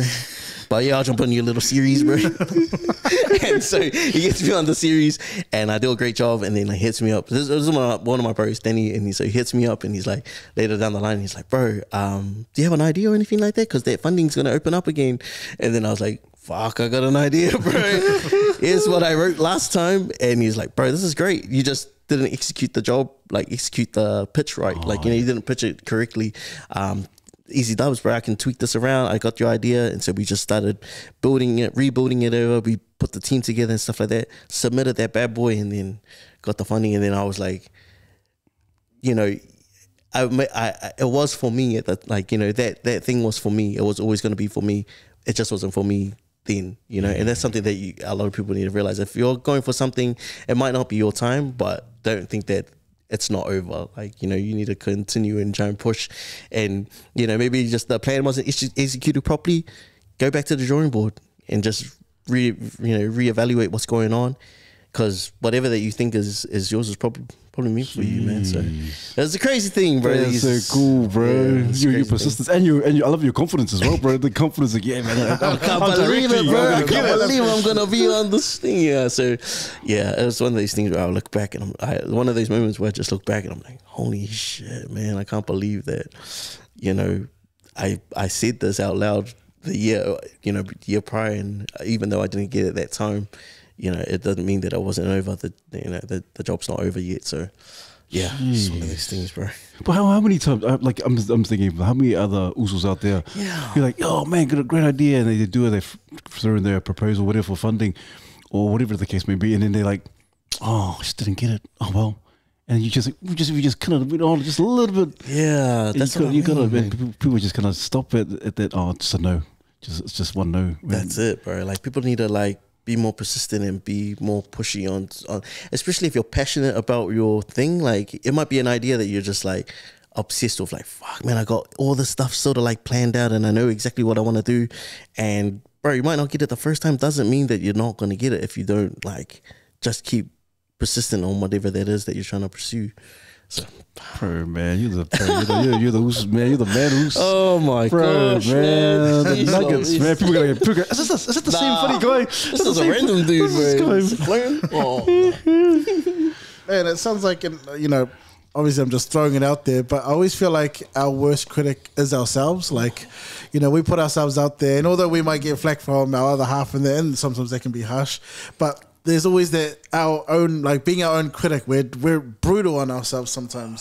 And sometimes we can sort of come to understand that as like an important part of the process. But other times we're so harsh on ourselves that it puts us off from like going out. So facts, yeah. Bro. Honestly, man, like everybody wouldn't, like, especially with the content creation space, man. Anybody who says that, you know, it's all good, bro. I'm sweet as, bro. They're all full of shit, bro. Like, everybody is going through it, bro. Like, especially like content creators ourselves, man. Like, I think we go through it the most, man. I'm one of the most, like I said, man, so calculated, and I just criticize myself so much about certain things, and especially when things don't go my way, and I'm just like, fuck, you suck, bro. Like, oh man, that was terrible, you know. But at the end of the day, I just end up like, I have that moment, and then I'm just like, okay, dust it off, get back up, let's carry on. You know, okay, you're not really good at that.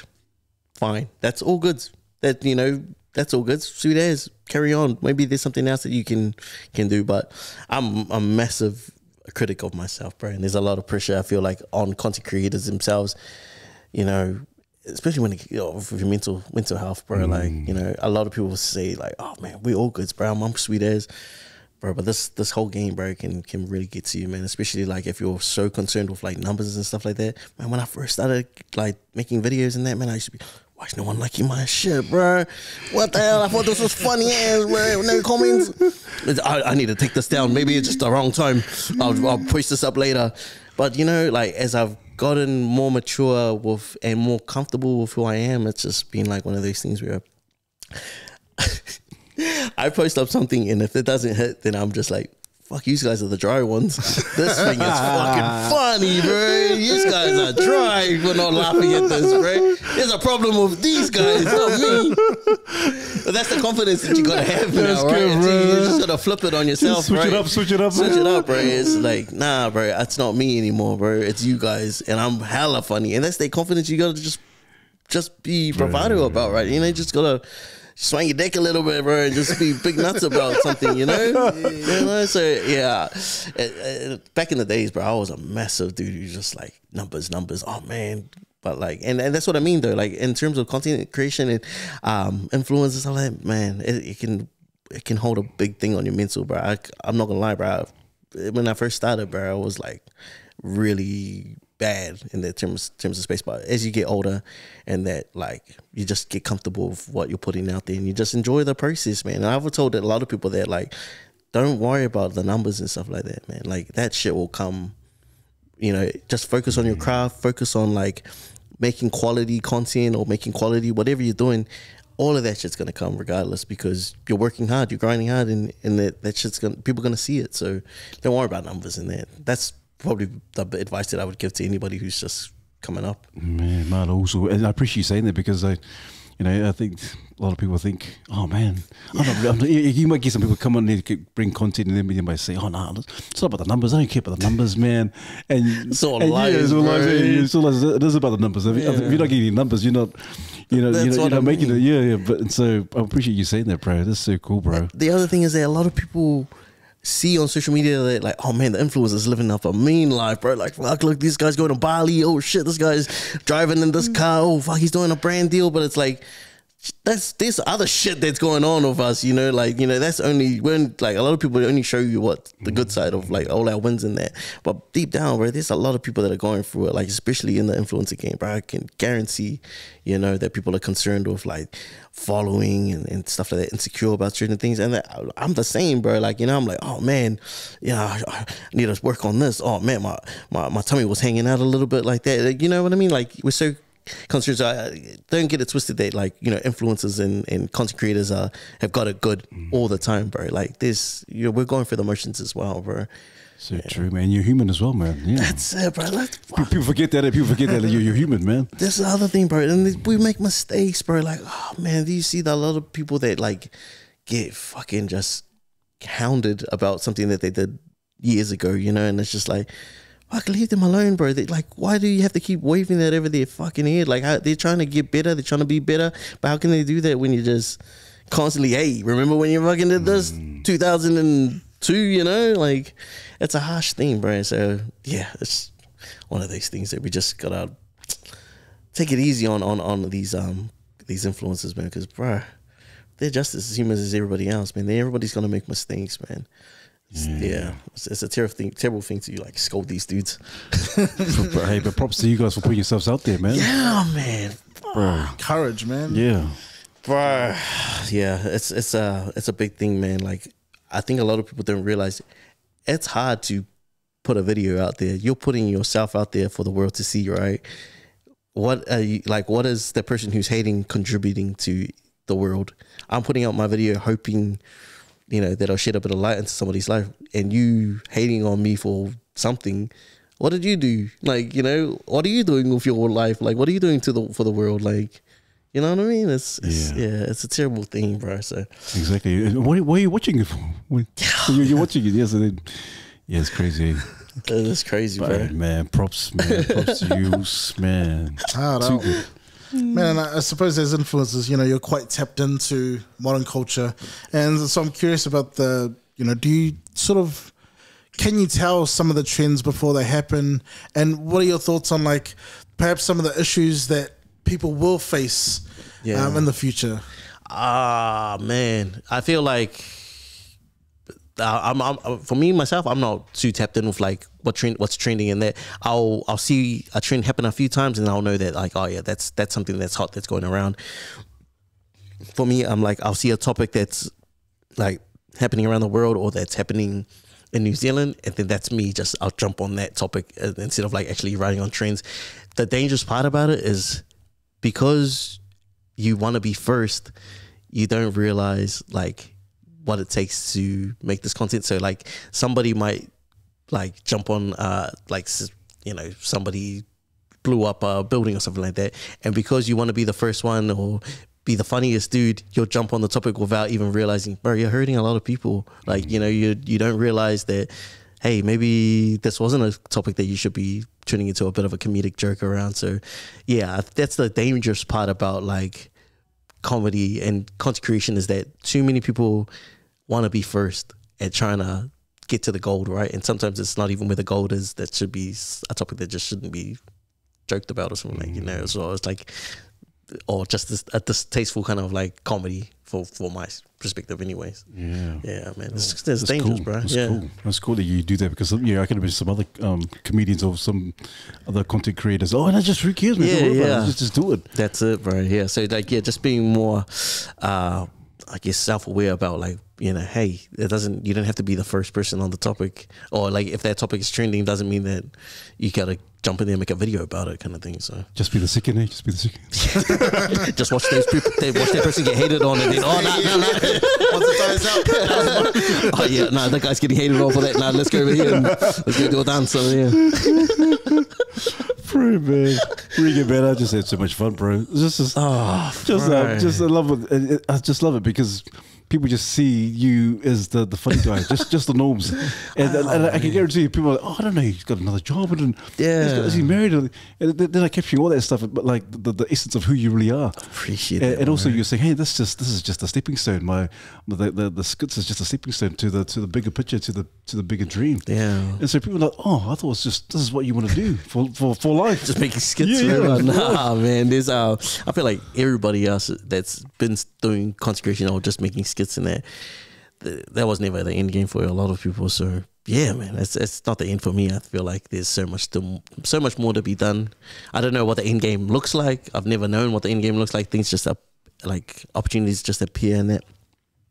But yeah, I'm just one of these guys that just take it on, kind of thing, and weigh it up, or just see whether it's worth taking on that. So yeah, I'm excited, man. I'm excited to see what the future holds, bro. Yeah, man, now we're excited as well. But you talk about being grateful. We're really grateful, AJ. Just what you had to share. We're really grateful for you to come tonight and share with us and have to tell all of us.